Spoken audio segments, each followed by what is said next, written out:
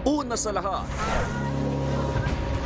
mag-anak sa Surigao del Sur sumakay ng truck para mag-outing. Nagtititili pa sila na parang nasa roller coaster habang nakatayo sa likod ng truck. Pero masayang hiyawan, naging takot dahil biglang umatras ang truck. Bumulusok ito hanggang sa tumagilid. Tumilapon pa ang mga sakay. Ang sinapit ng grupo at dahilan ng disgrasya, abangan dito lang sa Frontline Pilipinas Weekend.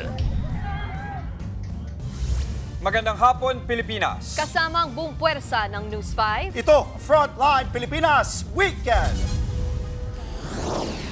Mag-ina na dumaan sa screening sa NAIA Terminal 3, hinabol ng security matapos daw makitaan sa x-ray na may dalang bala. Mga biktima, naabala na, pinagtawanan pa raw ng staff. Bala? Diyan mo nga. Bala? Saan dito bala? Oh, wala. Wala naman. Rosary? Rosary. Korean fugitive na pinatakas daw ng mga tauhan ng immigration sa Quezon City sa Pampanga na aresto.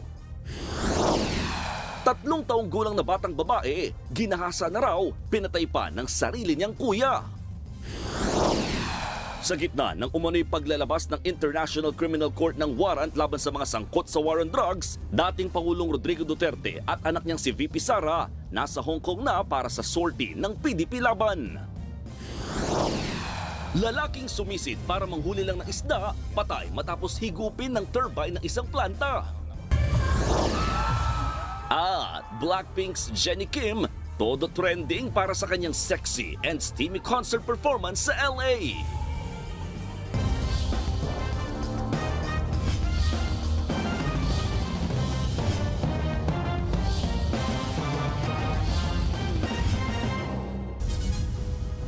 Muntikan ng maudlot ang bakasyon ng isang mag-ina sa Vietnam. Bago kasi sila makasakay ng eroplano, hinabol sila ng security at sinabing nakitaan ng bala ang bag na dala nila. Naabala na nga, tinawanan pa raw ng security ang galit ng mga biktima. Live mula sa NAIA, nasa frontline ng balitang yan, si Reniel Pawid, exclusive. Reniel, kumusta ang mag-ina at natuloy pa ba ang kanilang biyahe? Nakarating naman sa Vietnam yung mag-ina nito ring Huwebes, no? At pero dahil nga sa trauma, tila ito na raw yung kanilang huling lipad matapos nga itong nangyaring insidente. Bala? Saan dito bala? Oh, wala. Wala naman. Pakiano niyo po? Wait lang. Rosary? Rosary. Halos ibulatlat na ng senior citizen na si Ruth Adele ang kanyang bag sa boarding area ng NAIA Terminal 3 nitong Huwebes. Matapos kasing makalagpas sa huling screening area, laking gulat nila ng anak na si Kai nang bigla silang sinundan ng 3 airport security officers. May dalang cellphone photo ang mga ito at sinabing may lamang bala umano ang bag ni Ruth. Pero matapos ang higit 5 minutong kalkalan, so hindi nga kami. sa isang exclusive interview, sinabi ni Kai sa News 5 na nakasisiguro siyang hindi x-ray photo ng bag ng kanyang ina ang ipinakita ng mga security officer. Yung susi, wala pong dala yung nasusi na parang susi ng motor yung nanay ko. Rosary din po, hindi po nakita dun sa scan. Napagtanto na raw ng mag-ina na nabibiktima na sila ng pambubudol sa loob ng paliparan. Sabi ko, baka tanimbala to. Tama, tanimbala na naman kayo, no? Sa ginanong ko na. Ngayon ako nakapagsalita ng gano'n kasi talagang galit na po ako eh. Sa huli, wala raw nakitang bala sa kanilang gamit. Walang ka-remorse ni after. Kumbaga po yung eksena, pagka nagsasalita po kami, tinatawanan po kami. Ang malala makikitang nagtatawanan pa ang mga security officer na tila walang naabala o naperwisyo. Dekada na ang lumipas ng pumutok ang tanimbala scam sa NAIA, pero 2025 na tila on-board pa rin ang ganitong klase ng pambubudol. Ang siste sa ganitong modus, tataniman umano ng isang security personnel ng bala ng baril ang bagahe ng isang pasahero at saka hihinga ng pera kapalit ng kanilang pag-alis at record-free na pasaporte. Wala pang komento ang Office for Transportation Security tungkol sa insidente, pero pilit namin silang kinukunan ng panig. Nitong Huwebes lang din nanumpa si Undersecretary Arthur Bisnar bilang administrator ng OTS. Dito niya nabanggit na isa sa kanilang tututukan ang pagwawalis ng mga tiwali at abusado sa kanilang hanay. Just sir, kakakausap lang natin doon sa mag-ina, doon sa Vietnam, no? At kanilang sinabi na hindi nila titigilan itong tatlong security personnel dito sa airport hanggat hindi sila nabibigyan ng hustisya doon sa nangyaring aberya nitong nakaraang linggo at posible rin na magsampa sila ng kaso. Ang nakakabahala ngayon dito, Jester, ay yung ilan sa mga tao ng gobyerno na dapat makapagkatiwalaan nitong commuting public o nitong taong bayan pagdating sa transportasyon ay tila sila pa yung nagbibigay ng problema sa ating mga kapatid at sila rin yung dahilan kung bakit nawawalan na ng tiwala yung taong bayan sa sistema dito sa ating bansa. Yes, sir. Maraming salamat, Rainiel Pawid. Nag-emergency landing naman pabalik ng Mactan, Cebu International Airport ang isang eroplano ng Cebu Pacific dahil sa landing gear issue. Kwento ng isang pasahero sa News 5, halos kalahating oras silang nasa ere sa gitna ng aberya. Nasa frontline ng balitang yan, si Gio Robles. Like this, everyone!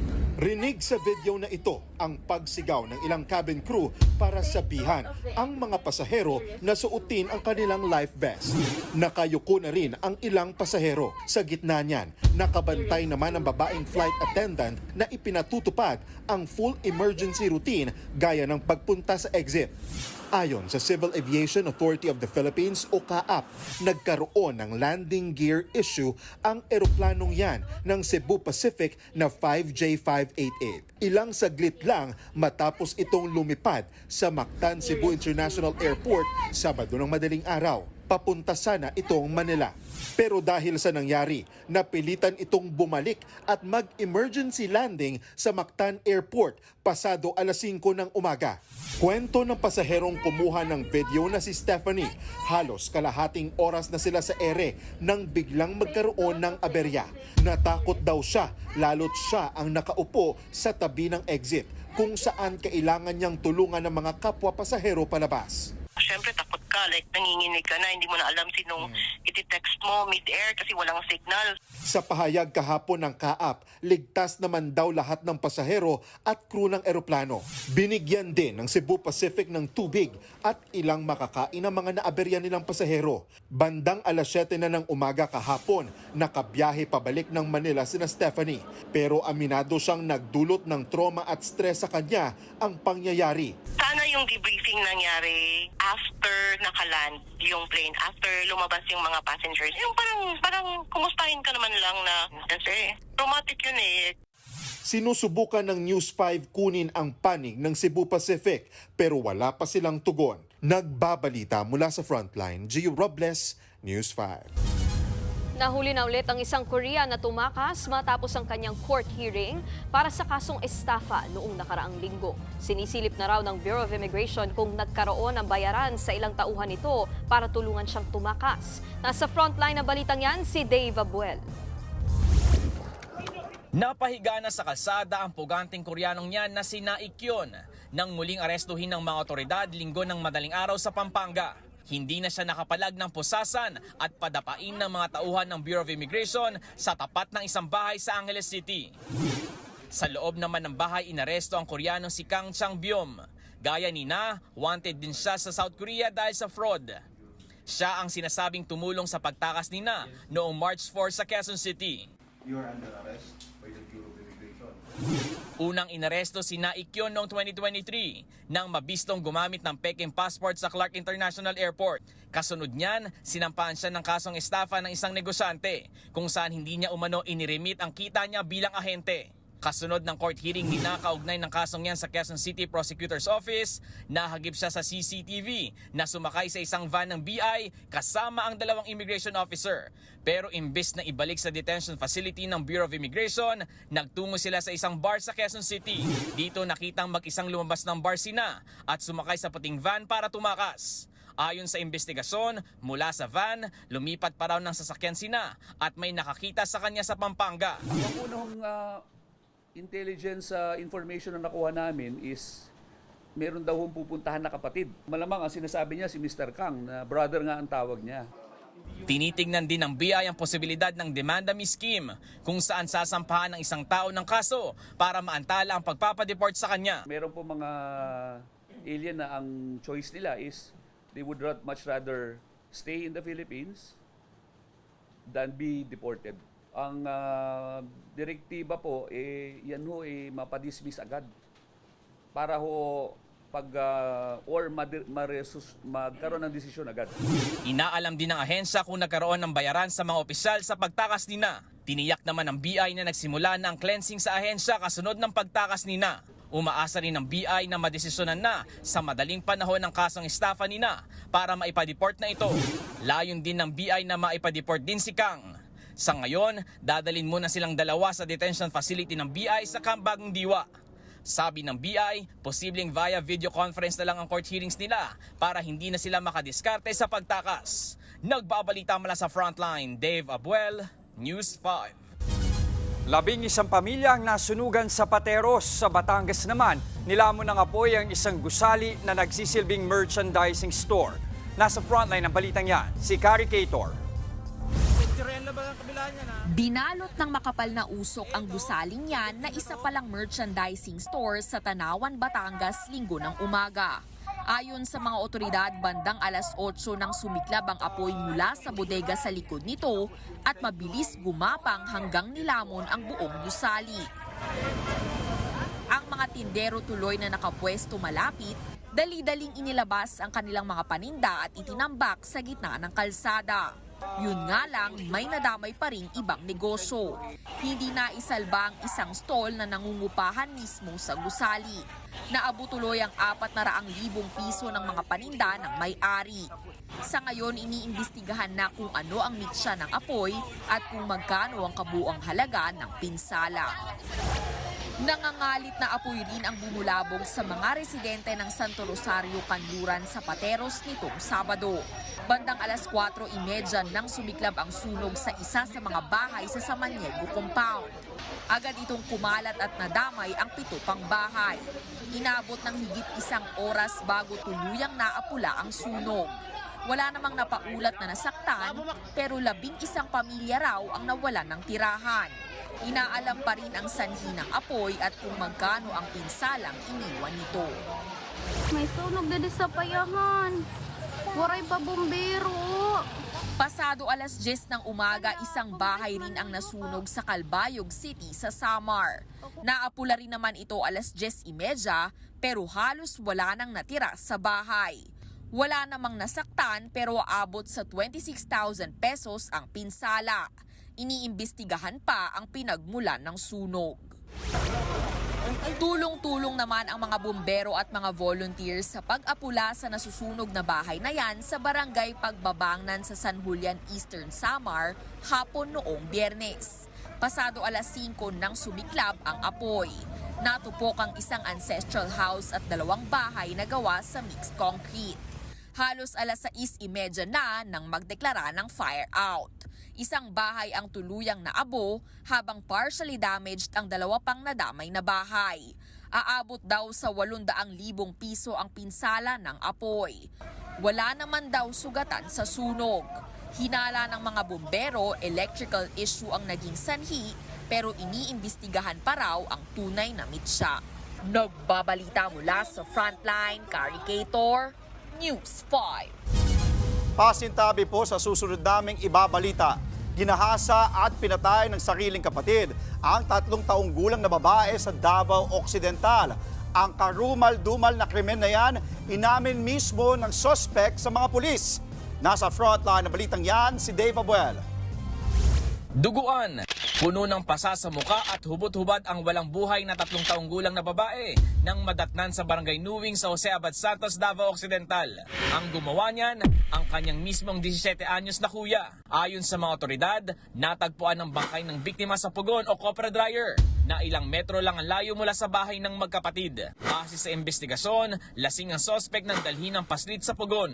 Doon na raw nakarinig ng mga pagsigaw ang kanilang kapitbahay. Yung tahan ng witness, nung bata, 10 years old, sa sobrang takot niya, kasi nakita niya wala nang buhay yung bata at nakahubad pa, pinuntahan niya agad yung nanay niya para isumbong yung pangyayari. Dito na nadiskubre ang kalunos-lunos na sinapit ng biktima. Agad namang inalis ang bata sa pugon at inireport yan sa barangay. Kalaunay na aresto rin ang suspect na natutulog sa ilalim ng puno ng saging. Ayon sa mga pulis, umamin ang suspect na ginahasa niya at pinatay ang sariling kapatid. Sabi ng suspect, inaasa muna niya yung bata. Tapos, sa sobrang ingay daw, nagalit siya. Kaya sinapak niya ang ulo ng bata at saka sinaksak ng maliit na kutsilyo. Na-turn over ng suspect sa Department of Social Welfare and Development na nahaharap sa kasong rape with homicide. Sinusubukan pa ng News 5 na makuha ang pahayag ng suspect at ang pamilya ng magkapatid. Nagbabalita mula sa frontline, Dave Abuel, News 5. Nasa Hong Kong ngayon ang mag-amang sina dating Pangulong Rodrigo Duterte at Vice President Sara Duterte para sa isang Thanksgiving event. Sa gitna niyan ng inilabas umano na arrest warrant ng International Criminal Court o ICC laban kay Digong. Unang nagsalita si VP Sara sa Southern Stadium sa Wan Chai. Giit niya hindi siya mag-e-endorso ng kandidato dahil na scam na raw siya noon. Na-scam na ako, nabudol na ako. Pag tumingin tayo ng kandidato, tingnan natin kung ano yung promises na ginawa niya o sinabi niya noon. Tapos, tingnan natin, binigay ba niya yung kanyang promise? Samantala, pinabulaan na naman ng dating spokesperson ni Digong na si Harry Roque ang ini-issue na arrest warrant ng ICC laban sa dating Pangulo. Pero anuman daw ang mangyari, handa raw tanggapin ni Digong ang kinahihinatnan niya. Ang balita ko, may warrant daw ako. Yung sa ICC or something. Matagal akong hinahabol ng mga Bakit ko ginawa yan? Para sa inyo at ang inyong mga anak sa ating bayan. Okay lang, tatanggapin ko yan. Wala tayong magawa hulihin tayo kung ikulong tayo. Sa pahayag naman ni Presidential Communications Office Secretary Jay Ruiz, handa raw sila sa anumang mangyari hinggil sa arrest warrant. Sabi naman ng palasyo, wala pa silang kumpirmasyon kung may inilabas ng arrest warrant kay Digong. Pero sakaling kailanganin daw ng tulong ng Interpol, obligado raw ang ating pamahalaan na sumunod. Sa ibang balita, pumalo sa mahigit 10 milyong commuter ang gumagamit ng EDSA Bus Carousel. Sa loob po yan ng 2 buwan ngayong taon. Sa datos ng Special Action and Intelligence Committee for Transportation, mas mataas yan sa halos 8 milyon noong nakaraang taon sa parehong panahon. Dagdag pa ng SAIC, nasa 370 na bus ang bumabiyahe kada araw. Pero kung gaano karami ang nakinabang, posibleng ganun din. Karami ang maantala ang biyahe lalo't pansamantalang isasara ang busway dahil isasabay ito sa EDSA rehabilitation. Ayon sa Department of Public Works and Highways, sa March 24 target simula ng rehabilitation sa northbound na bahagi ng monumento. Posible raw itong tumagal ng 2 buwan. Sa ibang balita, tutol ang mga transport groups na gawing requirement ang road safety training para sa mga driver ng pampublikong transportasyon. Unang sinabi ng Land Transportation Franchising and Regulatory Board o LTFRB na kailangan munang sumailalim sa naturang training ang mga driver at konduktor para makakuha ng franchise renewal. Yan daw ay para mabawasan ang mga aksidente sa kalsada. Uunahin daw muna ang mga bus driver at conductors sa Metro Manila bago ito ipatupad sa mga UV, jeepneys, pati TNVS drivers at motorcycle taxis. Pero para sa mga transport groups, hindi ito ang solusyon para makaiwas sa aksidente ang mga driver sa daan. Bukod pa dyan, masyado rin daw mabigat sa bulsa ang enrollment fees. Pribado na naman yung bibigyan nila na kung sino yung magsiseminar. Sa 2,000 yan, saan kukunin niya ng isang ordinary operator at driver, lalo na sa kalagayan sa ngayon na talagang patuloy na bumubulusok yung kabuhayan. Malaking problema ng driver talaga. Stress sila sa daan Bakit? Pagod sila, mainit ang makina, mainit ang araw, tapos takot pa sila sa kalsada na any enforcers at any given time pwede silang paparahin, hanapan ng pagkakamali para bang wala na silang ginawang tama.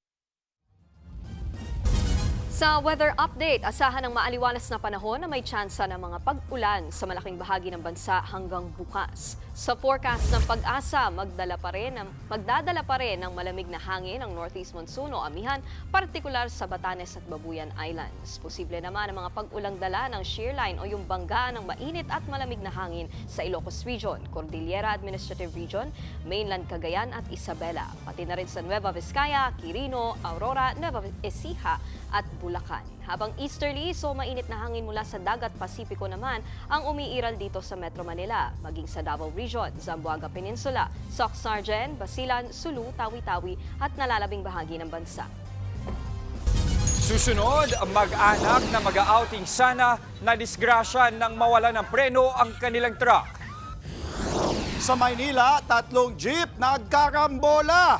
Ilang pedestrian na damay. At lalaking nangingisda, hinigop ng turbine ng isang planta, patay. Lahat ng yan sa pagbabalik ng Frontline Pilipinas Weekend.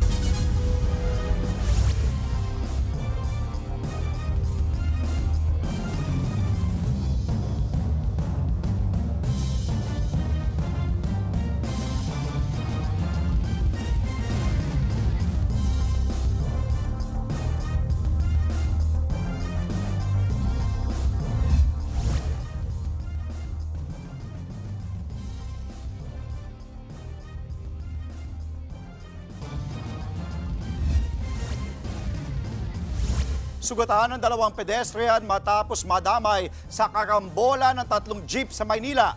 Sa Surigao del Sur naman, ang masayasanang outing ng isang mag-anak na uwi sa aksidente. Nasa frontline ng balitang yan, si Gio Robles. Sakay ng mini truck ang mga magkakamag-anak at magkakaibigang ito sa Barobo, Surigao del Sur kahapon.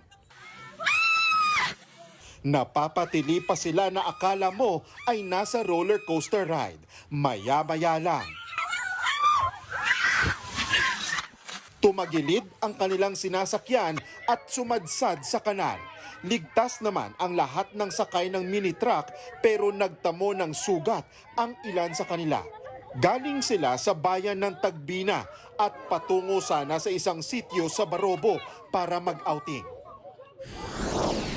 Sa Alimudyan, Iloilo, dumausdos patungo sa Bangin ang patrol car na ito kaninang umaga. Sugatan at nagpapagaling na ngayon sa ospital ang 3 pulis na sakay nito. Reresponde sana sila sa tawag ng isang residente sa lugar. Itinuturong dahilan ng insidente ang madulas na kalsada dahil sa pag-ulan.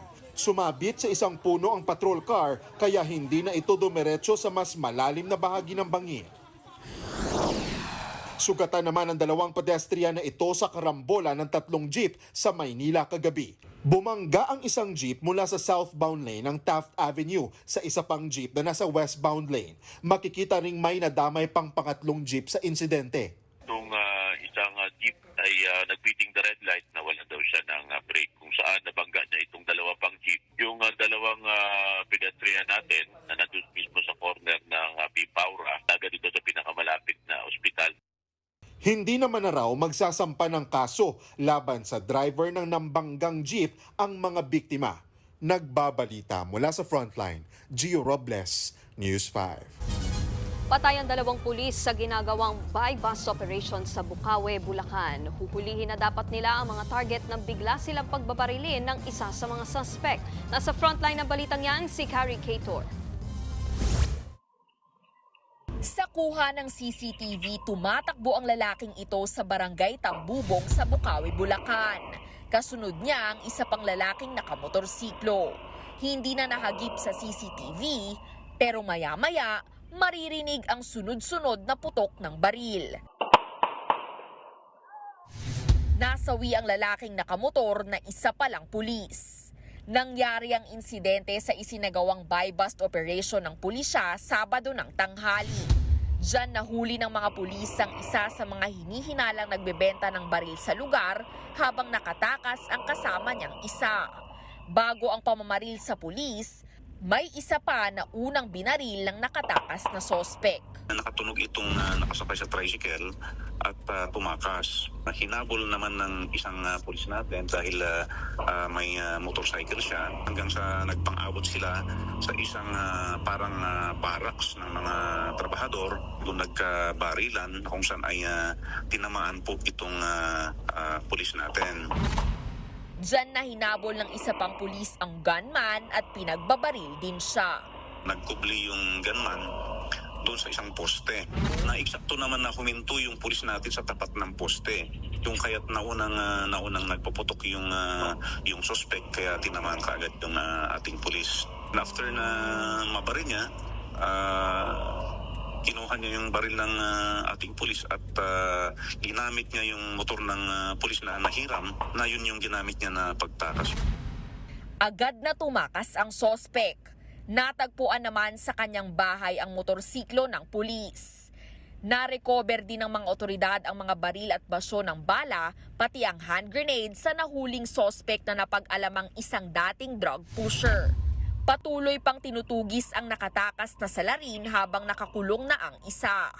Mahaharap daw sila sa patong-patong na reklamo kabilang ang paglabag sa election gun ban, gayon din ang double murder. Nagbabalita mula sa Frontline, Carnicator, News 5. Isinabak na sa live fire exercise ng Philippine Army ang mga bagong tangke ng ating militar sa Capas Tarlac. Paghahanda raw yan para sa mas pinaigting na balikatan exercises sa susunod na buwan. Nasa frontline ng balitang yan, si Brian Castillo. Sunod-sunod na nagpasabog ang mga tangkeng yan ng Philippine Army.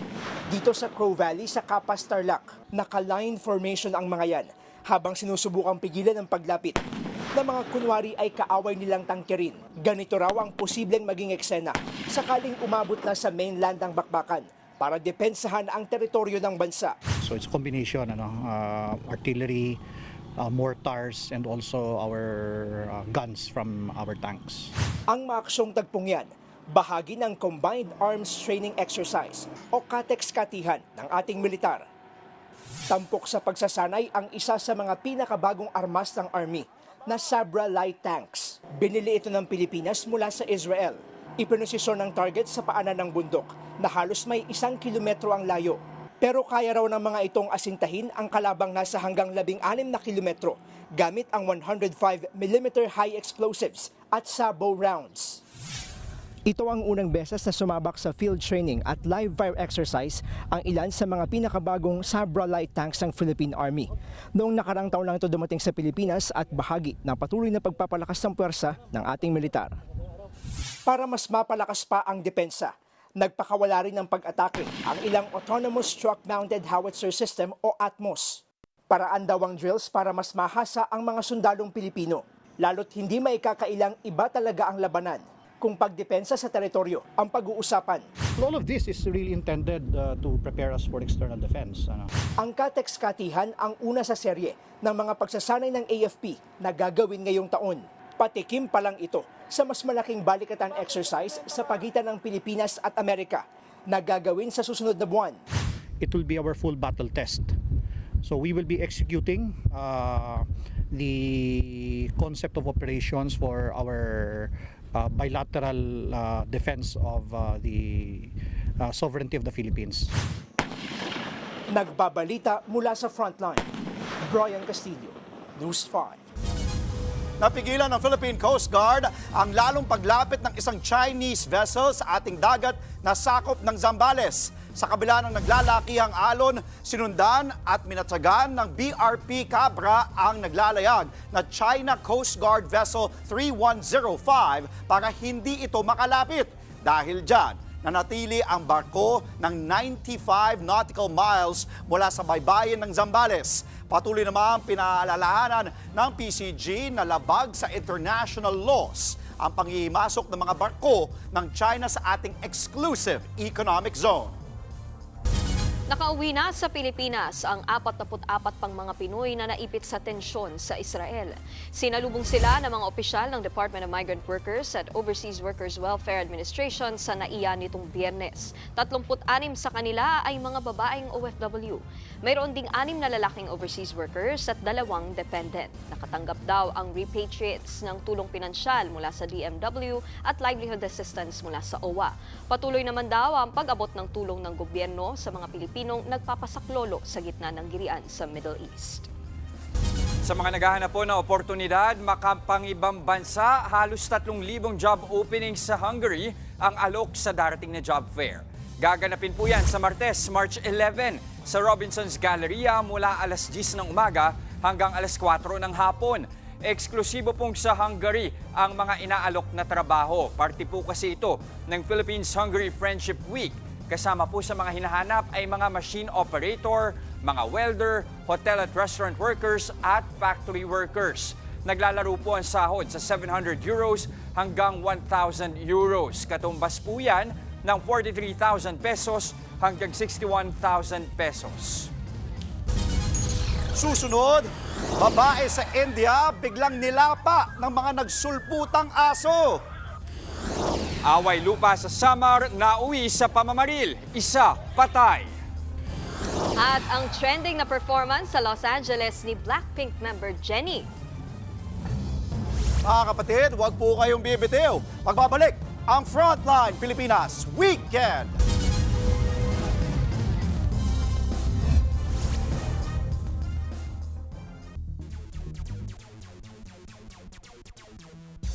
Tatlong sunod na panalo na ang nakuha ng FEU Lady Tamaraws matapos talunin ang Adamson Lady Falcons sa UAAP Women's Volleyball. Pang All-Star ulit ang nilaro ni Super Rookie Shaina Nitura na nakapagtala ng 24 points para sa Adamson. Pero hindi ito sapat para talunin ang team effort ng FEU. Double-double ang ginawa ni Jers Petalio, 14 points at 15 excellent receptions. Habang may 14 points din si Jean Assis. Wagi ang TAM sa 4 sets. Sa Game 2 naman, tinalo ng De La Salle Lady Spikers ang UE Lady Warriors. Wagi sa unang set ng La Salle, pero mas focus na UE squad ang nakalaban nila sa set 2. Nag-step up naman si Angel Canino para pangunahan ang ratsyada ng Spikers sa set 3 and 4 para makuha ang panalo. Dahil dyan, nakuha na rin ng La Salle ang unang back-to-back wins nito sa UAAP Volleyball Tournament sa loob ng halos 2 dekada.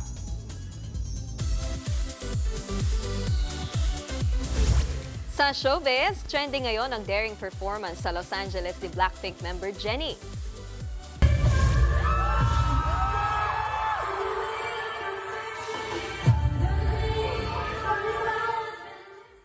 Bahagi yan ang performance ni Jennie sa kanyang Ruby Celebration Concert. Para yan sa kanyang kakalabas lang na first solo full album na Ruby. 2 days ang concert na dinaluhan ng libo-libo niyang fans. Nakatakda namang mag-world tour this year ang Blackpink na magsisimula sa July 5 sa South Korea. Eto pa, kumasa sa Sweet Dreams Challenge si BTS J-Hope ang ilang malalaking K-pop stars. Una na dyan ang co-member niyang si Jin.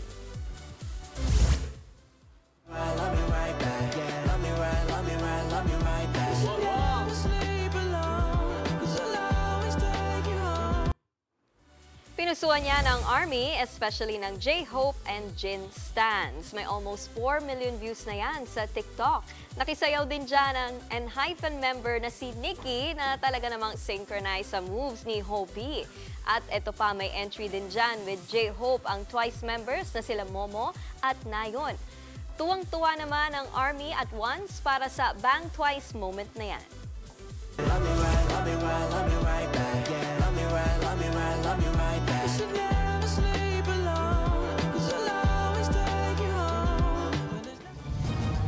Susunod, tindero ng gulay sa Leyte, sugatan matapos pagbabarilin.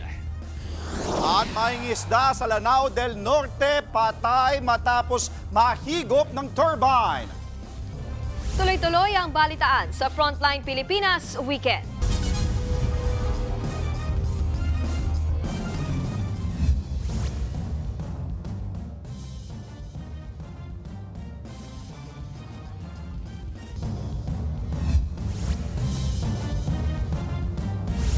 Sabay-sabay na nagprotesta ang mga kababaihan sa iba't ibang parte ng mundo bilang selebrasyon ng International Women's Day. Sa Mexico City, nagmarcha ang mga babae sa Presidential Palace at ipinanawagan ang contra-gender violence. Mula kasi January, 54 femicide cases ang naitala o yung bilang ng mga babaeng pinatay dahil sila ay babae. Ganyan din ang panawagan sa Lima, Peru. Lalo 13% ang itinaas niya noong 2024. Women, Life, Freedom. Diyan naman, sumentro ang kilos protesta ng mga babae sa Turkiye. Bigla kasing nagpatupad ang kanilang gobyerno ng protest ban sa araw mismo ng Women's Day. Libo-libo rin ang nakiisa sa marcha sa Paris, France bilang suporta sa 72 years old na si Giselle Pilcot na ni-rape ng mahigit 50 lalaki, kabilang na ang kanyang asawa. Nagpadala naman ng mga bulaklak ang ilang kababaihan kay Pope Francis bilang pasasalamat sa kanyang pagrespeto sa mga babae. Pag-asang mangarap ulit, yan ang hatid ng isang non-governmental organization na layon ay tumulong sa mga kababaihang biktima ng sex trafficking sa bansa. Ang kanilang misyon, mas kilalanin natin sa Frontline Report ni Bea de Guzman.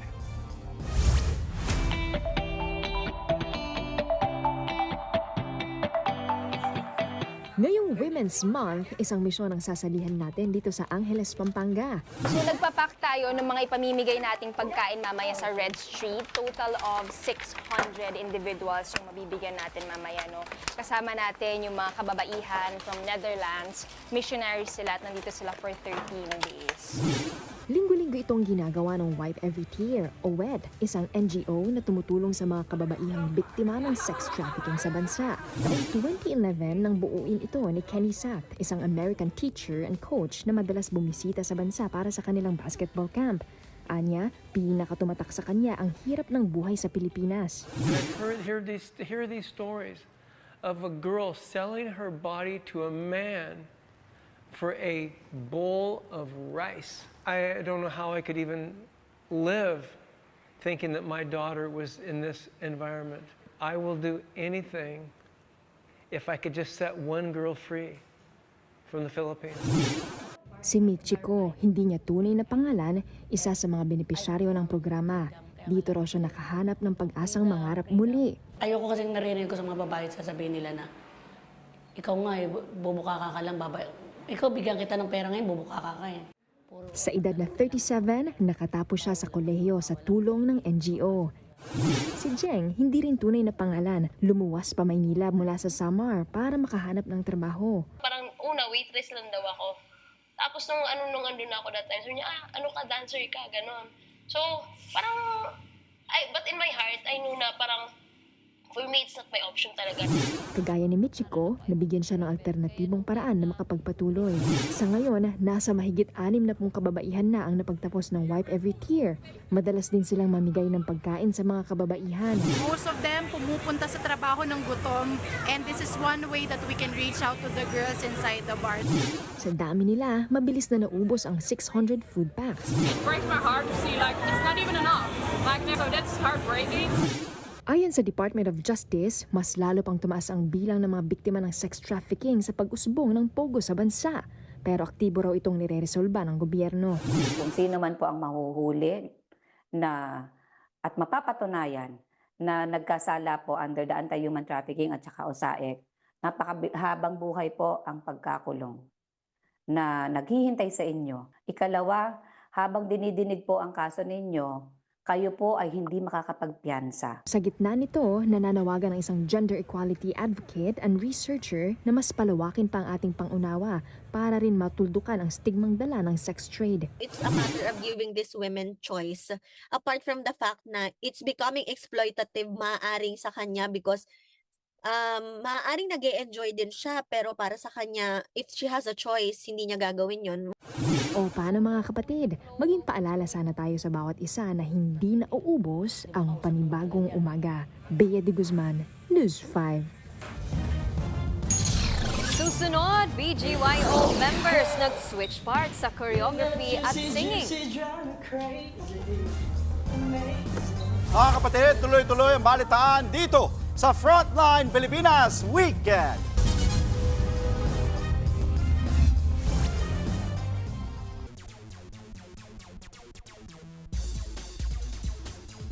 Sa NBA, gumawa na naman ng kasaysayan ang Serbian big man na si Nikola Jokic. Sa laban kasi ng Denver Nuggets kontra sa Phoenix Suns, monster ang naging stat line ni Joker na nakapagtala ng 31 points, 21 rebounds at 22 assists. Yan ang kauna-unahang 30-20-20 game para sa isang player sa 70-plus years ng NBA.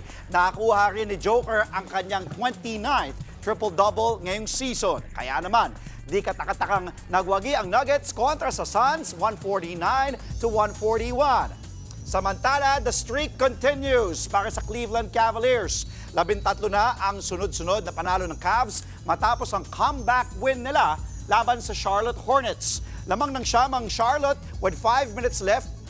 Pero may timely 3-pointer si Evan Mobley habang 6 na sunod na free throws naman ang naipasok ni Spider Donovan Mitchell. Final score 118-117.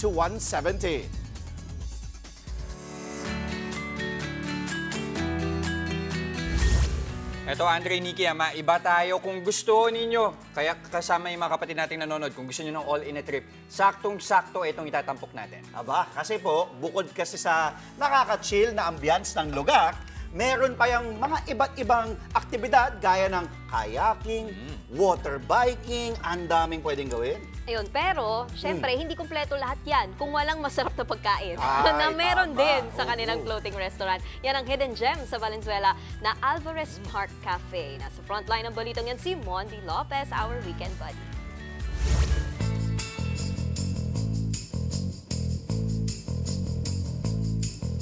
For today's video, ang next gala natin sa isang hidden gem sa Valenzuela. Welcome tayo sa Alvarez Park Cafe. All-in-one spot. May masarap tayong pagkain, may marami tayong mga activities, at may napakaganda tayong ambience para sa mga families and friends. Preskong hangin, relaxing ang vibes. Parang gusto mo na lang tumambay rito maghapon, kasama ang mga bago kong tropa. Ay, sakto, ang taas ng heat index. Pang cool down natin ang water activities dito. Pero teka, dapat mag-life vest jacket muna. Mula sa kayak hanggang sa water bike. Hindi nyo na kailangan lumayo pa o dumayo sa probinsya dahil, kita nyo, ang fish pond dito sa Valenzuela, ginagamit ding pang water activities, padyak, habang nasa init ng araw, nakakanganay. Ayan, so padyak ba? Gamit ba sa padyak? Ayan. Yung galit nyo sa mga ex nyo, pwede nyo yung boost dito. Ayan. Masaya na, exercise pa. At dahil pagod na tayo, ilabas na ang mga pagkain.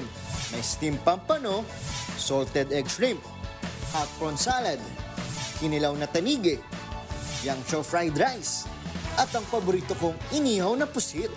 Ang masasabi ko lang, okay na to. Kasama ko ang grupo ng mga sindikato. Hindi, kita nyo na ay mamukha nila. O, di ba?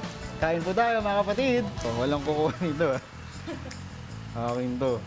Isang subo lang, tapos na po ha. Okay na po yun. Okay na po yun. Sir, isang subo lang din, goods na tayo. Ibabalik pa po natin.